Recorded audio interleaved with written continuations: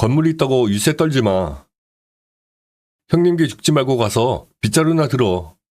거봐, 재수 씨는 길을 좀 죽여야 한다니까. 내일 내 친구들 오니까 옥상 청소 싹 해놔요. 친정 아버지가 피땀 흘려 물려주신 소중한 건물이었습니다. 그 유산을 기생충처럼 갉아먹던 두 남자가 제 인내심을 바닥나게 했죠. 저는 그날 밤 눈물을 닦고 인감도장을 꺼냈습니다. 그리고 다음 날 아침 단 한 통의 전화도 그들이 군림하던 건물의 운명을 바꿔버렸습니다. 안방 주인에서 길바닥 신세가 된 그들의 처절한 비명. 지금 시작합니다. 어서 오세요. 오늘도 제 답답한 가슴속 이야기를 들어주러 오셨군요. 참 고맙습니다. 50평생을 남의 눈치만 보며 살다 보니 정작 내 손이 문드러지는 줄도 모르고 살았네요. 여러분, 저는 그저 평범한 가정부로서 25년을 살았어요. 남편 뒷바라지하고 금쪽 같은 자식들 키우고 시댁 어른들 행신이며 제사까지 몸이 부서져라 챙기며 살았죠. 제 별명이 예스맨이었어요. 시댁에서 부르면 자다가도 달려갔고 시숙내가 어렵다고 하면 제 비상금까지 털어서 보태줬으니까요. 제 고향은 저기 아래쪽 조용한 시골 마을이에요. 저희 아버지는 평생 흙을 만지며 사셨던 분인데 워낙 검소하셔서 당신 몸에서 옷 한 벌 제대로 안 걸치셨죠. 그렇게 아끼고 아끼신 덕분에 저에게는 꽤 큰 상가 건물 하나를 유산으로 남겨주셨어요. 아버지가 돌아가시면서 제 손을 꼭 잡고 그러셨거든요. 얘야, 이제 내가 나중에 늙어서 자식들에게 짐 안 되고 당당하게 살라고 주는 내 마지막 선물이다. 절대로 누구한테 뺏기지 말고 잘 간수해라. 그 건물이 서울 변두리에 있는 4층짜리 작은 꼬마 빌딩이었어요. 1층에는 편의점도 있고 2층부터는 학원이며 사무실이 꽉 들어차서 매달 나오는 월세만 해도 제법 쏠쏠했죠. 하지만 저는 그 돈을 제 개인을 위해 써본 적이 거의 없어요. 남편 키 살려준다고 남편 명의 통장에 꼬박꼬박 넣어줬고 시댁 식구도 고기 사 먹이고 조카들 대학 등록금까지 내줬거든요. 저는 시장에서 5,000원짜리 티셔츠 하나 사는 것도 벌벌 떨면서 말이죠. 그때만 해도 저는 그게 행복인 줄 알았어요. 내가 조금 희생해서 가족들이 웃을 수 있다면 그게 아버지가 물려주신 건물의 진짜 가치라고 믿었거든요. 남편은 퇴근하고 돌아오면 제 어깨를 두드려주며 당신 덕분에 우리 집안이 산다 고 말해주곤 했죠. 그 따뜻한 말 한마디면 좋겠어요. 시숙님도 가끔 저희 집에 들러 재수씨, 우리 가문에 복동이가 들어왔어 라며 너스레를 떨었고요. 그런데 말이에요. 사람이 참 간사하더라고요. 제가 베푸는 호의가 시간이 흐르니 어느덧 그들의 당연한 권리가 되어버린 거예요. 마치 그 건물이 처음부터 자기들 것이었던 양 행동하기 시작한 거죠. 특히나 직장생활이 시원치 않았던 시숙님이 문제였어요. 남편이 형님 노는데 마음이 안 좋다며 건물 관리를 시숙님께 맡기자고 했을 때 저는 그때 단호하게 거절했어야 했어요. 여보, 시숙님 마음이야 이해하지만 건물 관리는 전문업체에 맡기는 게 서로 편하지 않을까요? 가족끼리 돈 문제 엮이면 나중에 얼굴 붉힐 일이 생길까봐 걱정돼요. 당신은 어째 사람이 그렇게 박해? 형님이 지금 얼마나 힘든데 관리비 조금 떼어주면 형님네 살림에도 보탬이 되고 우리도 가족이니까 믿고 맡길 수 있잖아. 내 형을 못 믿겠다는 거야 뭐야? 그 고집을 꺾을 수가 없더라고요. 결국 시숙님이 건물 관리인이라는 직함을 달고 상주하기 시작했어요. 1층 관리실에 아예 자기 책상을 들여놓고 입주민들에게 큰 소리를 치고 다니셨죠. 저는 그때까지만 해도 그래, 가족끼리 돕고 사는 거지 하며 좋게만 생각했어요. 매일 아침 일찍 일어나 시숙님이 드실 도시락을 싸고 건물 청소 상태가 나쁘다는 민원이 들어오면 제가 몰래 가서 화장실 청소까지 다 해놓곤 했어요. 혹시라도 시숙님이 욕먹을까 봐요. 비가 오나 눈이 오나 저는 그 건물을 쓸고 닦았어요. 아버지 땀방울이 맺힌 곳이라 생각하니 한 군데도 소홀히 할 수 없었거든요. 남편은 그런 저를 보며 당신이 고생이 많네 라는 말 대신 이제는 형님 귀에 죽이지 말고 가서 청소나 좀 더 신경 써 라고 명령조로 말하기 시작했죠. 저는 바보같이 그게 저를 신뢰해서 하는 말인 줄 알았어요. 어느 날이었어요. 건물 3층 학원 원장님이 저를 따로 부르시더라고요. 사모님, 거기 관리인분 말이에요. 임대료를 자꾸 본인 개인 계좌로 보내라고 하시는데 이게 원래 주인분이 허락하신 건가요? 가슴이 철렁 내려앉더군요. 하지만 그때도 저는 시숙님을 감싸고 돌았어요. 아, 그게 저희가 가족이라 정산하기 편하게 그렇게 했나 봐요. 제가 확인해 볼게요. 라며 웃으며 넘겼죠. 제 눈 가리고 아웅하는 격이었는데 그때의 저는 가족이라는 울타리가 깨지는 게 무서워 그저 참기만 했습니다. 바보 같죠? 25년 동안 저는 그렇게 저를 지워가며 그들을 위해 헌신했어요. 낡은 구두를 수선해가며 신고 아이들이 먹다 남은 반찬으로 끼니를 때우면서도 그 건물이 주는 안정감이 우리 가족을 지켜줄 거라 굳게 믿었답니다.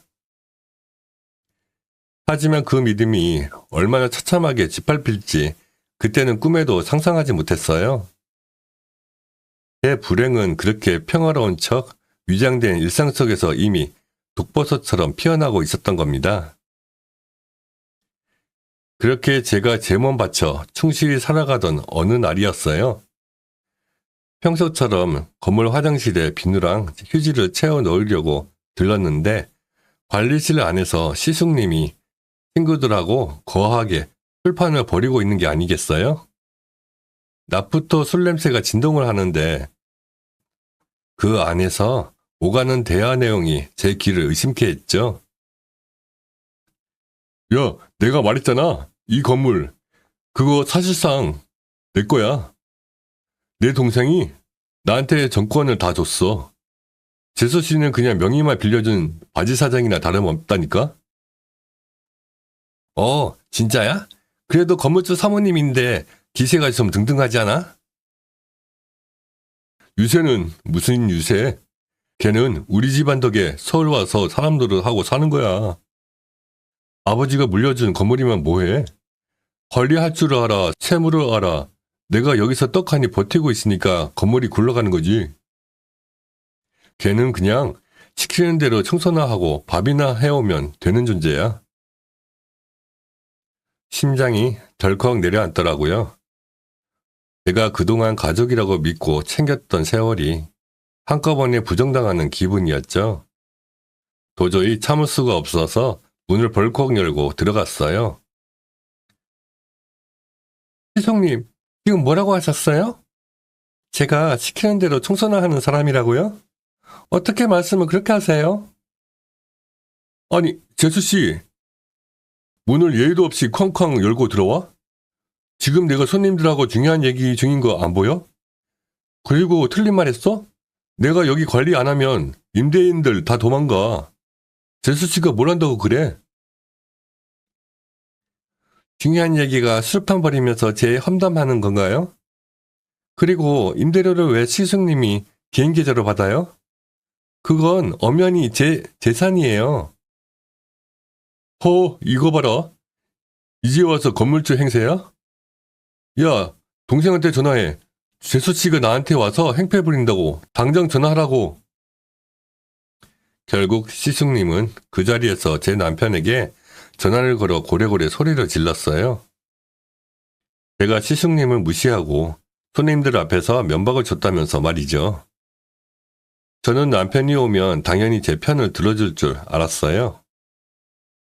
그래도 25년을 함께 산 사람이고 그 건물의 혜택을 가장 많이 본 사람이니까요. 잠시 후 씩씩거리며 나타난 남편의 첫마디는 제 심장을 갈기갈기 찢어놓았습니다. 당신 미쳤어? 형님한테 이게 무슨 무례야? 형님이 여기서 고생하는 거 뻔히 알면서 고작 돈 몇 푼 때문에 이 난리를 피워? 돈 몇 푼이라니요? 시숙님이 임대료를 마음대로 갈아챘고 저를 바지사장 취급하며 무시하셨다고요. 당신, 이 건물이 우리 아버지 유산인 거 잊었어? 아이고, 그러죠? 건물 있다고 아주 유세가 대단하시네. 그래, 친정덕 봐서 건물 하나 생기니까 이제 내가 우스워 보이지? 형님도 가족이야. 가족끼리 좀 도와가며 살겠다는데 그게 그렇게 꼬우냐? 이건 돕는 게 아니잖아. 시숙님이 선을 넘으셨다고.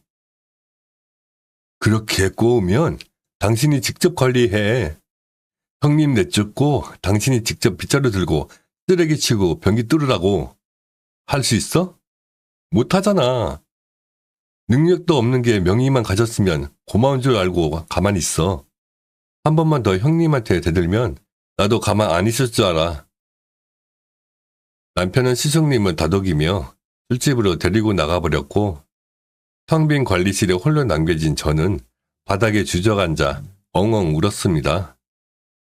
창밖으로는 차가운 빗줄기가 쏟아지는데 제 마음속엔 그보다 더 시린 피눈물이 흘렀죠. 아버님, 죄송해요. 제가 아버님의 소중한 선물을 이런 사람들에게 짓밟히게 뒀네요. 그날 밤 남편은 집에 돌아와서도 미안하다는 말 한마디 없었어요. 오히려 안방문을 쾅 닫고 들어가며 혼잣말로 건물 있다고 유세는? 에휴, 재수없어. 라고 내뱉더군요. 25년 헌신이 재수없는 유세로 전락하는 순간이었어요. 저는 그날 밤 뜬 눈으로 밤을 지새우며 거울 속에 초라한 제 모습을 보았습니다. 그리고 결심했죠.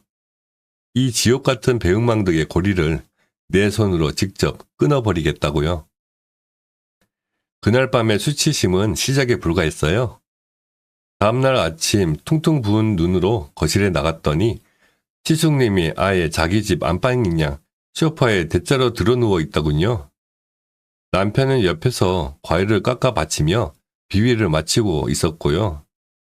제가 주방으로 들어가자 시숙님이 기다렸다는 듯 혀를 차며 입을 뗐습니다.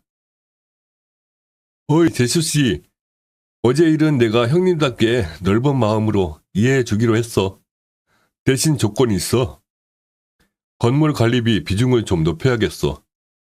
요즘 물가도 오르고 내가 거기 상주하면서 나가는 폼값이 얼만데 꼬박꼬박 월세 받는 재수씨가 너무 짜게 구는 거 아니야? 시숙님, 지금 제 건물의 임대료를 본인 통장으로 갈아채는 것도 모자라 관리비를 더 달라고요? 어제 제가 드린 말씀 귀등으로 들으셨어요? 야, 정옥희, 너 진짜 정신 안 차릴래? 형님이 오죽하면 이런 소리 하시겠어? 당신 그 건물 친정에서 공짜로 받은 거잖아. 우리가 25년 동안 같이 살면서 고생한 거 생각하면 그 건물은 반은 내 거야. 내 형님이 관리하겠다는데 왜 자꾸 토를 달아? 동생 말이 맞지. 재수씨, 사람이 말이야 배경이 좋아야 대접받는 거야. 재수씨 친정아버지가 그 건물 안 주셨으면 지금쯤 어디 식당 설거지나 하고 있었을 텐데 우리 가문 덕에 사모님 소리 듣고 사는 거 아니야? 고마운 줄을 몰라요. 고마운 줄을. 우리 가문요? 그 건물이 왜 시댁 가문 거예요? 저희 아버지가 제 이름을 주신 거예요. 당신들이 한 푼이라도 보탠 적 있어요? 이게 어디서 감히... 야, 너 그 건물 있다고 자꾸 유세 떨 거면 당장 명의 내 앞으로 돌려놔. 어차피 관리도 형님이 다 하는데 여자가 명의를 가지고 있으니까 자꾸 기어오르는 거 아니야? 꼴 보기 싫으니까 당장 인감도장 내놔. 그렇지, 동생. 역시 배운 놈은 달라. 재수씨, 꼬우면 직접 관리하라니까? 근데 재수씨가 뭘 할 줄 알아? 전구 하나 갈 줄 알아? 누수 잡을 줄 알아? 그냥 조용히 입 닫고 생활비나 타서 그게 재수씨 팔자에 제일 편한 길이야. 그들은 제 면전에서 제 재산을 어떻게 나눠 가질지, 임대료를 올려서 본인들 차를 바꿀지 말지 떠들어댔습니다. 저는 그들에게 아내도 재수씨도 아니었어요. 그저 황금알을 낳는 거위, 아니 자기들이 언제든 털어먹을 수 있는 호구일 뿐이었죠.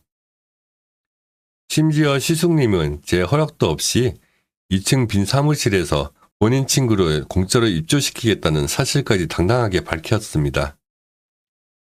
내 체면은 있지. 그 정도도 못 해주냐 면서요. 제가 안 된다고 소리를 지르자 남편은 제 뺨 근처까지 손을 올리며 위협을 가했습니다. 너 한 번만 더 형님 기죽이면 그때 정말 이혼이야, 알았어? 이혼이라는 말에 제가 겁을 먹을 줄 알았나 봅니다. 그들은 제가 25년 동안 참아온 이유가 오직 이 가정을 지키기 위함이었다는 걸 이용해 저를 노예처럼 부리려 했죠. 희숙님은 거실 바닥에 침을 뱉으며 가서 걸레질이나 해.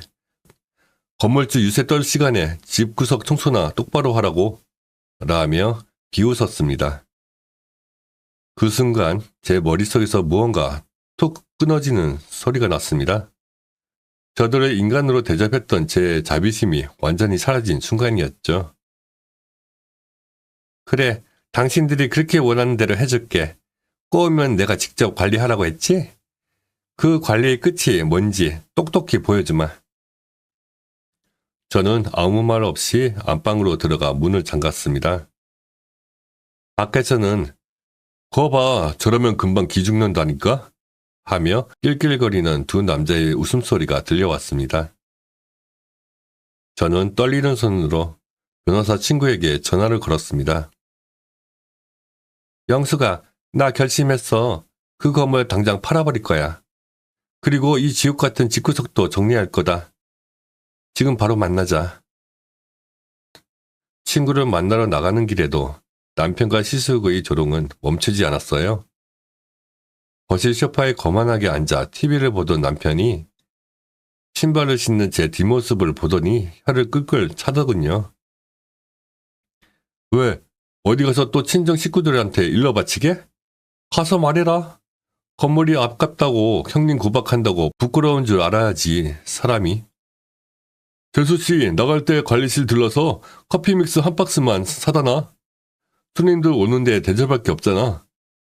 아, 그리고 옥상 물탱크 쪽에서 물소리가 나니까 그것도 좀 봐두고. 저는 대꾸도 없이 문을 닫고 나왔습니다. 차가운 바람이 뺨을 스치는데 눈물이 왈칵 쏟아지더라고요. 사실은 제가 건물을 팔겠다고 마음은 먹었지만 그게 어디 쉬운 일인가요? 아버지가 평생을 일궈 저에게 주신 마지막 유산인데 그걸 제 손으로 처분한다는 게 가슴이 찢어지는 일이었죠. 카페에서 만난 변호사 친구 영숙이는 제 초췌한 몰골을 보더니 경악을 금치 못했어요. 야, 너 얼굴이 이게 뭐야? 세상에 그 인간들이 너를 이렇게까지 몰아세운 거야? 당장 고소해. 임대료 횡령에 폭언까지. 가만히 있으면 안 돼. 영수가, 나 이제 지쳤어. 그 건물 때문에 내가 사람 대접도 못 받고 우리 아버지 명예까지 더러워지는 거 더는 못 보겠어. 그냥 다 팔아버리고 싶어. 그 돈으로 내 인생 새로 시작하고 싶어. 하지만 현실은 냉혹했습니다. 건물을 내려놓으려니 당장 시숙이 관리인으로 버티고 있는 게 큰 걸림돌이었죠. 매수 희망자가 건물을 보러 와도 시숙이 이 건물 하자가 많다느니 내가 주인 동생인데 팔 생각 없다느니 해방을 놓을 게 뻔했거든요. 게다가 남편은 이미 제 인감도장과 등기권리증의 위치를 파악하려고 안달이 나 있었어요. 집에 돌아오니 남편이 제 가방을 통째로 뒤엎어 놓았더군요. 인감도장 어딨어? 어차피 관리도 못할 거 내가 안전하게 보관하겠다고 했지.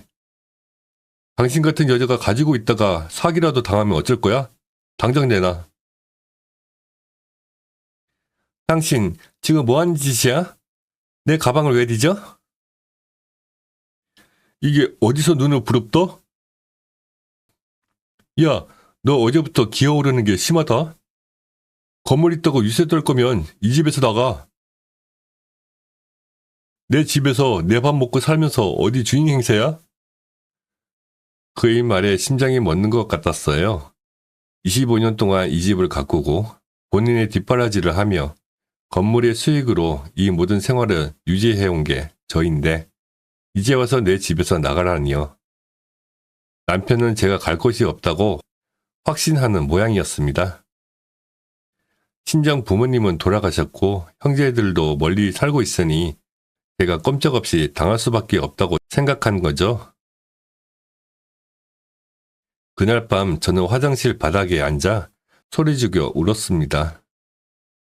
벽 너머로는 남편과 시숙이 거실에서 술을 마시며 조만간 명의 넘겨받으면 벤츠부터 한 대 뽑자 고 낄낄거리는 소리가 들려왔어요. 제 인생이 우리 아버지의 소중한 유산이 저 인간들의 유흥비로 전락할 위기에 처한 겁니다. 아버지, 저 어떡해요? 저 인간들이 제 모든 걸 뺏으려 해요. 저 정말 길바닥으로 쫓겨나는 걸까요? 절망이 파도처럼 밀려왔습니다. 아무도 제 편이 없는 것 같고 사방이 꽉 막힌 벽처럼 느껴졌죠. 하지만 그 순간 거울 속에 비친 제 눈동자를 보았습니다. 억울함에 충혈된 그 눈 속에 서늘한 불꽃이 일더군요. 아니, 절대로 그렇게 안 둬. 당신들이 꼬우면 직접 관리하라고 했지? 그래, 내가 어떻게 관리하는지 똑똑히 보여줄게. 내 인생의 주인은 나야. 저는 화장실 거울을 닦아내고 결연하게 일어섰습니다. 위기는 기회라고 했죠. 그들이 저를 아무것도 못하는 바보로 여기는 지금이 오히려 제가 그들을 한 번에 무너뜨릴 수 있는 유일한 기회였습니다. 화장실 바닥에서 일어난 제 눈빛은 이전과는 완전히 달라져 있었어요. 눈물로 젖었던 뺨을 차가운 물로 씻어내며 다짐했죠. 그래, 당신들이 그렇게 원하던 대로 내가 직접 관리해주마. 대신 그 관리의 끝은 당신들이 상상도 못할 지옥일 거야. 저는 그날 밤 남편이 술에 취해 골아떨어진 사이 안방 금고 깊숙이 숨겨두었던 인감도장과 등기권리증을 챙겼습니다.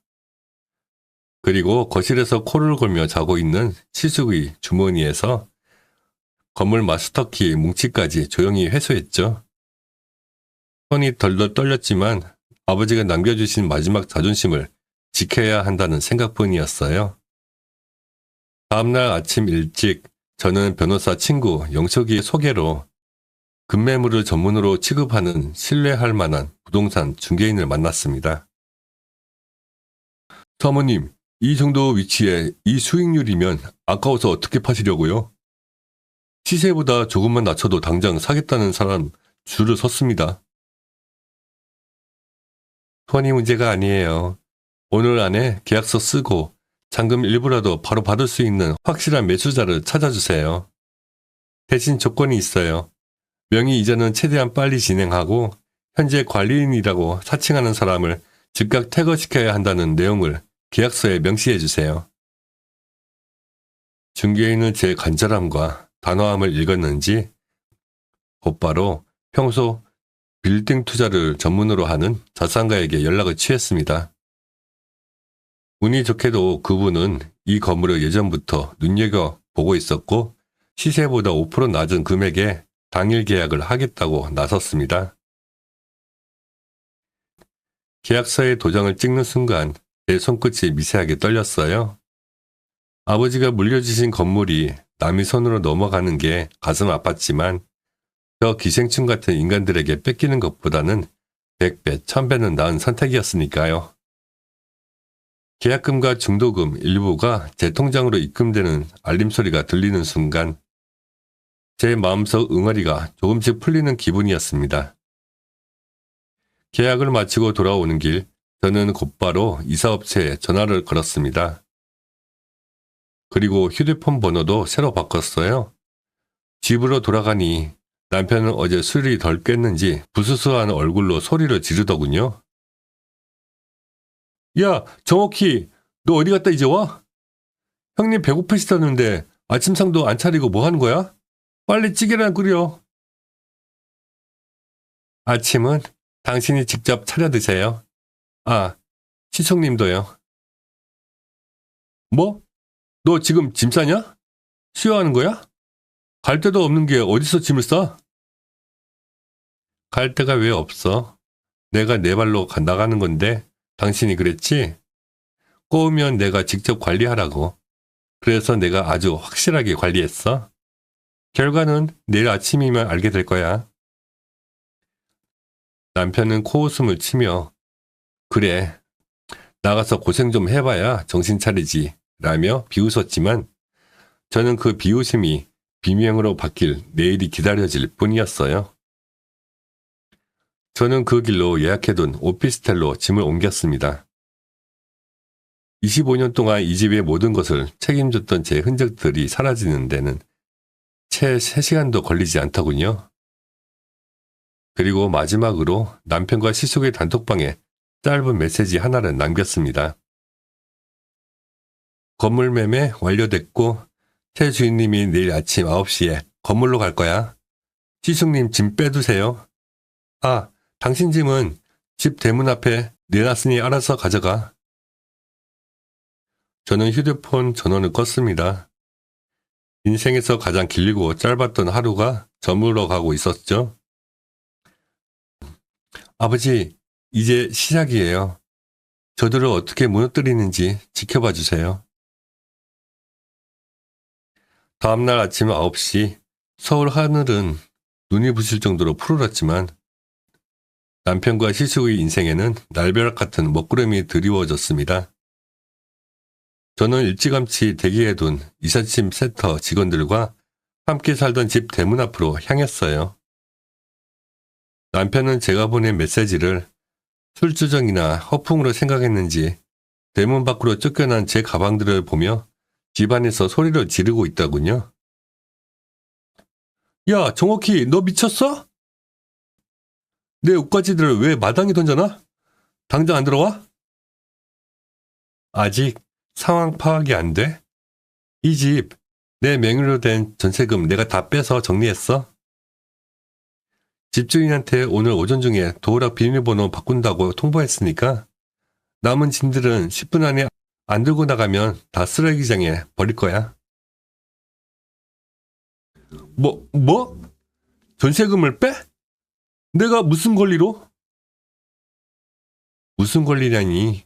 이 집 전세 자금 우리 아버지 건물에서 나온 월세로 마련한 거잖아.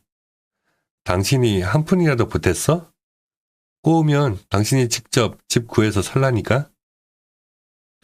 그 시각 시숙님은 건물 관리실에서 더 처참한 꼴을 당하고 있었죠. 제가 고용한 경비업체 직원들과 새로 건물을 매수한 자산가 측 변호사가 들이닥친 겁니다. 시숙은 평소처럼 관리실에서 라면을 끓여 먹다가 혼비백산해서 제게 전화를 걸어왔더군요. 꺼두었던 휴대폰을 켜자마자 불이 났습니다. 재수씨, 이게 대체 무슨 일이야? 웬 덩치 큰 사람들이 와서 내 짐을 다 밖으로 던지고 있어. 이 건물 우리 거잖아? 내 동생이 관리한다고 했단 말이야. 시숙님, 착각하지 마세요. 그 건물 어제 날짜로 매매 계약 끝났고 등기까지 넘겼어요. 이제 그 건물 주인은 시숙님 얼굴도 모르는 무서운 분들이에요. 무단 침입으로 고소당하기 싫으면 빨리 나오세요. 아, 그동안 가로챈 임대료 2,400만 원에 대한 고소장도 곧 갈 테니 준비하시고요. 뭐, 매매? 고소? 야, 너 미쳤어? 내 동생이랑 상의도 없이? 남편은 제 전화를 뺏으려 달려들었지만 이삿짐 센터 직원들이 그를 막아섰습니다. 남편은 바닥에 주저앉아 머리를 쥐어 뜯더군요. 여보, 정호가 아니지? 그 건물이 얼마짜린데 그걸 하루아침에 팔아? 우리 노후는 내 체면 어쩌고? 내 노후는 내가 챙겨. 당신 노후는 당신 형님하고 둘이 오순도순 챙기면 되겠네. 아, 시숙님이 가로챈 돈으로 벤츠 뽑기를 했다며? 그 돈 토해내느라 벤츠는커녕 버스비도 없을 텐데 어쩌나? 그 순간 건물 쪽에서 짐이 다 빠졌다는 확인 연락이 왔습니다. 시석에 아끼던 낡은 소파와 술병들이 건물 앞 길바닥에 널브러졌고 입주민들의 그 광경을 보며 손가락질을 했죠. 아이고, 저 몰상식한 관리인 드디어 쫓겨나네. 하며 박수를 치는 분도 계셨고요. 남편은 그제야 사태의 심각성을 깨달았는지 제 바지가랑이를 붙잡고 늘어졌습니다. 내가 잘못했어. 내가 입이 10개라도 할 말이 없어. 형님이 하도 들들 볶아서 내가 잠시 정신이 나갔었나 봐. 당신이 없으면 나 길바닥이야. 제발 취소해줘, 응? 늦었어. 당신이 그랬지? 건물 있다고 유세했더냐고. 그래, 나 유세 좀 떨었어. 이 유세의 끝은 당신들이 그렇게 무시하던 여자의 명의의 힘이 얼마나 무서운지 보여주는 거야. 이제 당신들 인생에서 내 이름 석자 그리고 우리 아버지 건물은 영원히 지워질 거야. 저는 이미 대기시킨 차에 올라탔습니다. 백미러로 보이는 남편의 처절한 통곡과 멀리서 달려오며 제 차를 막아서려다 꼬꾸라지는 시숙의 꼴불견을 뒤로 한 채 말이죠. 25년 묵은 체중이 단 1시간 만에 쑥 내려가는 생애 가장 통쾌한 사이다 같은 순간이었습니다. 제가 탄 차가 멀어지는 백미러 속으로 서로의 멱살을 잡고 싸우기 시작한 남편과 시숙의 모습이 점처럼 작아졌어요. 나중에 건너 들으니 그날 두 사람 아주 난리가 났었다 하더군요. 길바닥에 널브러진 짐짝 사이에서 서로 내 탓이다. 내가 형노릇 똑바로 못해서 이 지경이 됐다며 고래고래 소리를 지르다 결국 경찰까지 출동했다고 해요. 시숙님은 그동안 제 건물 임대료를 자기 통장으로 빼돌려 쓴 게 2,400만 원이나 됐잖아요. 새 건물주 측 변호사가 아주 칼 같더라고요. 명도 소송에 횡령죄까지 얹어서 압박을 가하니 시숙님은 그동안 모아둔 쌈짓돈은커녕 살던지 보증금까지 빼서 갚아야 할 처지가 됐어요. 재수씨, 한 번만 살려줘. 하며 수십 통씩 오던 문자를 저는 읽지도 않고 바로 스팸 차단해버렸죠. 남편은 더 과감이었어요. 제가 전세금 빼버리는 바람에 당장 갈 곳이 없어진 남편은 시숙네 좁은 단칸방으로 짐을 옮겼다는데 평소 그렇게 우애좋던 형제 사이가 돈줄이 마르니 하루아침에 원수지간이 됐더라고요.